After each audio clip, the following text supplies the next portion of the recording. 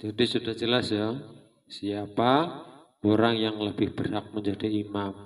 Yang pertama yang wajib dimiliki adalah orang yang tahu tentang ilmunya sholat. Tata caranya sholat, rukun syarat rukunnya sholat, dia paham, sudah tahu. Kemudian punya kelebihan, yaitu ini yang disebutkan di hadis ini tadi. Pertama, mahir dalam baca Al-Quran. Kedua, seandainya orang-orang sama dalam hal Al-Quran, cari yang lebih paham dalam hal sunnah Nabi atau hadis Nabi. Kalau sama juga, cari yang lebih dulu kembalinya ke jalan Allah, yang lebih dulu beribadahnya kepada Allah. Kemudian kalau sama misalnya, cari yang lebih tua. Nah ini. Jadi ini perlu dipahami agar kita semua bisa memposisikan diri kita. Kita ini lebih layak jadi imam atau lebih pantas menjadi makmum. Kemudian kalau misalnya kita berkunjung ke masjid orang, ke jamaah orang, misalnya kita bertamu, jangan berkeinginan untuk menjadi imam di situ. Karena bagusnya yang mengimami adalah mereka sendiri. Kecuali kalau mereka memberi izin kepada kita untuk menjadi imam. Pada pembahasan kali ini kita akan membahas tentang yang berhak untuk menjadi imam. Kemarin kita sudah membahas tentang makmum yang terdiri dari makmum muwafiq dan makmum masbuk. Jadi sekarang kita akan membahas masalah yang berhak menjadi imam. Karena dalam suatu jamaah sholat itu tidak lepas dari imam dan makmum. Kita akan membahas masalah ini karena kita sering jumpai di suatu tempat, suatu lingkungan masjid, di mana di situ banyak orang yang berkeinginan untuk menjadi imam. Sementara ada kalanya mereka tidak menyadari bagaimana kriteria orang yang berhak untuk menjadi imam. Dalam sebuah hadis disebutkan, qala Rasulullah sallallahu alaihi wasallam, ya umul qauma aqra'uhum li kitabillah.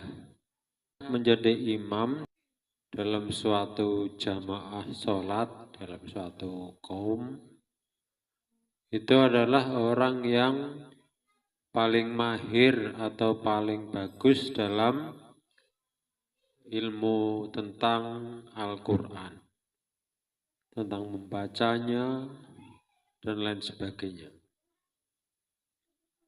Fa in kanu fil qiraati sawa'an, maka seandainya di dalam masalah Al-Quran ada yang sama, mungkin 2 orang atau 3 orang atau lebih, sama-sama hafid misalnya. Fa'lamuhum bisunnah, maka cari mana yang lebih paham, lebih tahu tentang sunnah Nabi, tentang hadis-hadis Nabi. Fa'in kanu fi sunnati sawa'an, maka seandainya mereka pun dalam hal sunnah sama pengetahuannya, fa'aqdamuhum hijratan, maka cari mana yang lebih dulu dalam hijrahnya. Hijrah di sini kalau sekarang bukan berarti seperti hijrahnya zaman Nabi dulu. Diartikan bisa jadi orang yang lebih dahulu meninggalkan maksiat, kembali ke jalan Allah, atau orang yang lebih dulu beribadah kepada Allah. Fa in kanu fil hijrati sawaan, maka seandainya mereka dalam hijrah ini sama, maka cari fa'aqdamuhum silman. Maka cari mana yang lebih dulu Islamnya. Kalau dalam hal ini mana yang lebih dulu Islamnya, bisa jadi kalau semuanya Islam dari lahir, dari kecil, berarti yang lebih tua. Tapi kalau yang ada di situ kebetulan semuanya mu'alaf, orang yang baru masuk Islam, dari dulunya bukan orang Islam misalnya, maka ya cari mana yang lebih dulu Islamnya. Ini 4 macam orang yang berhak menjadi imam. Pertama, yang paling mahir dalam kitab Allah, kitab Al-Quran. Kedua, dalam hal sunnah, dalam hal kitab hadis, sunnah Nabi. Yang ketiga, yang lebih dulu hijrahnya, yang lebih dulu kembalinya ke jalan agama Allah. Kemudian yang keempat, yang lebih dulu Islamnya. Dan yang perlu diketahui bahwa yang berhak menjadi imam dalam hadis ini itu adalah setelah orang-orang itu paham dengan ilmunya sholat. Sudah paham tata caranya sholat, syarat rukunnya sholat, semua sudah dipahami, diketahui, baru mereka bisa masuk dalam pilihan menjadi imam. Jadi kalau ada orang misalnya hanya bisa menghafal Quran banyak, bagus suaranya, tapi nggak pernah belajar tentang ilmunya sholat. Ilmu toharoh juga tidak dipahami. Bagaimana orang tersebut bisa dijadikan imam? Padahal Nabi bersabda, la tuqbalu sholatun biwari tuhurin misalnya.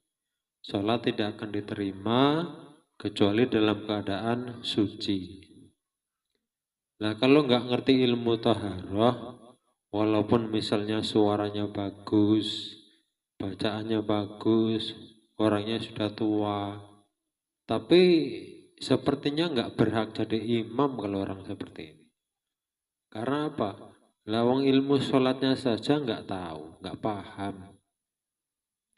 Jadi sekali lagi, biar nanti di suatu jamaah, di suatu masjid misalnya, nggak terlalu berambisi jadi imam, orang yang kira-kira memang belum paham tentang ilmunya sholat, tentang syarat rukunnya sholat, ya walaupun suaranya bagus, paham tentang Al-Quran, hadis, itu ya hendaknya jangan berambisi untuk menjadi imam. Karena mungkin selain kita banyak orang yang lebih berhak menjadi imam. Maka dari suatu daerah, suatu jamaah, suatu masjid terjadi suatu kerukunan, tidak saling berebut untuk menjadi imam. Itu tidak baik jelas. Adapun dalam hadis ini tadi yang keempat adalah orang yang lebih dulu Islamnya. Kalau semuanya adalah orang Islam dari kecil, yang berarti cari yang lebih tua, itu juga disebutkan dalam hadis yang lain. Qala Rasulullah sallallahu alaihi wasallam, fa idza hadaratis sholatu falyu'adzan lakum ahadukum wal ummakum akbarukum. Al-hadis rawahul Bukhari. Kalau yang tadi itu hadisnya dari yang diriwayatkan oleh Imam Muslim. Maka ketika telah datang waktu sholat, maka azanlah salah satu di antara kalian. Dan jadilah imam di antara kalian semua dari orang yang lebih tua di antara kalian semua. Nah, jadi dari hadis ini disebutkan bahwa yang menjadi imam itu yang lebih baik adalah yang tua. Bukan berarti yang muda nggak boleh. Kalau ada yang lebih tua, sama-sama dalam bacaan Qur'annya sama bagusnya, kemudian dalam hal sunnah juga sama, dalam hijrahnya sama, cari yang lebih tua yang diutamakan untuk menjadi imam. Kemudian dalam hadis yang lain juga disebutkan, qala Rasulullah sallallahu alaihi wasallam, man zara qauman falaya ummahum wa ya ummahum rajulun minhum, rawahu Abu Dawud. Barang siapa yang datang ke suatu tempat, maka janganlah mengimami mereka, tapi imamilah dari mereka, yaitu seseorang dari golongannya mereka. Artinya apa? Kalau kita datang ke suatu masjid, ke suatu kaum, suatu tempat, maka kita jangan menjadi imam di masjid mereka, di jamaah mereka. Tapi lebih bagusnya adalah orang di antara jamaah mereka, tempat mereka yang mukim di sana, untuk menjadi imam. Kita sebagai tamu atau musafir, jadilah makmum saja. Itu kalau menurut hadis ini. Jadi untuk melengkapi masalah jamaah yang sudah kita bahas beberapa waktu yang lalu, yang sudah kita bahas masalah makmum, baik muafiq maupun masbuk. Nah, ini kita bahas tentang yang berhak menjadi imam. Sebenarnya orang yang mengangkat jadi imam ataupun orang yang menjadi imam itu biasanya sudah tahu. Tapi biasanya yang belum tahu malah orang-orang yang berambisi untuk menjadi imam. Karena mereka belum tahu, makanya kita bahas masalah ini. Kalau misalnya kita memang tidak memenuhi kriteria ini, ya jangan berambisi, jangan berkeinginan untuk menjadi imam. Karena nanti kalau semakin banyak orang yang saling berambisi, saling berebut, jadinya malah nggak bagus. Biasanya ujung-ujungnya saling menyalahkan. Kadang-kadang itu yang banyak saling menyalahkan, giliran disuruh membenarkan tidak bisa, tidak tahu. Kan lucu, taunya hanya menyalahkan. Nah, pokoknya kita yang penting jadi makmum saja lah, nggak apa-apa. Kecuali memang nggak ada waktu kita mau jamaah, nggak ada yang misalnya memang berhak jadi imam, orang berkehendak kita untuk jadi imam, kita juga merasa sepertinya kita sudah memenuhi kriteria ini, ya boleh, silakan. Yang tidak baiknya itu kalau ada di suatu tempat jamaah itu berebutan, saling berebut untuk menjadi imam, itu yang kurang bagus. Jadi sudah jelas ya, siapa orang yang lebih berhak menjadi imam. Yang pertama yang wajib dimiliki adalah orang yang tahu tentang ilmunya sholat. Tata caranya sholat, rukun syarat rukunnya sholat, dia paham, sudah tahu. Kemudian punya kelebihan, yaitu ini yang disebutkan di hadis ini tadi. Pertama, mahir dalam baca Al-Quran. Kedua, seandainya orang-orang sama dalam hal Al-Quran, cari yang lebih paham dalam hal sunnah Nabi atau hadis Nabi. Kalau sama juga, cari yang lebih dulu kembalinya ke jalan Allah, yang lebih dulu beribadahnya kepada Allah. Kemudian kalau sama misalnya, cari yang lebih tua. Nah ini, jadi ini perlu dipahami agar kita semua bisa memposisikan diri kita.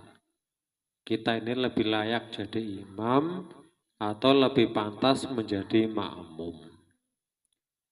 Kemudian kalau misalnya kita berkunjung ke masjid orang, ke jamaah orang, misalnya kita bertamu, jangan berkeinginan untuk menjadi imam di situ.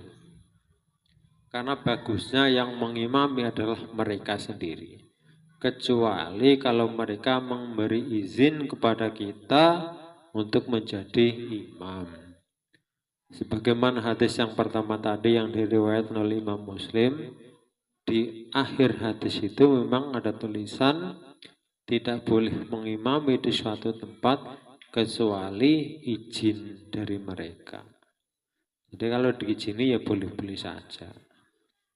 Tapi kalau belum diizini sebagai kita ini pendatang misalnya tamu di situ, ya jangan langsung maju untuk jadi imam walaupun kita misalnya hafid, misalnya ahli hadis. Kalau nggak disuruh dari ahli masjid setempat, jangan maju. Tapi kalau diizini, ya silahkan. Nah, ini pembahasan tentang masalah yang berhak menjadi imam. Mudah-mudahan bisa dipahami, dimengerti oleh banyak orang, agar ya di suatu jamaah, suatu masjid tidak terjadi di mana di situ banyak orang-orang yang berebut berambisi ingin menjadi imam. Sementara mereka nggak paham dengan kemampuannya. Jadi mudah-mudahan ini bisa membantu, bisa dipahami. Kurang lebihnya mohon maaf pada Allah, mohon ampun. Wallahu a'lam bishawab.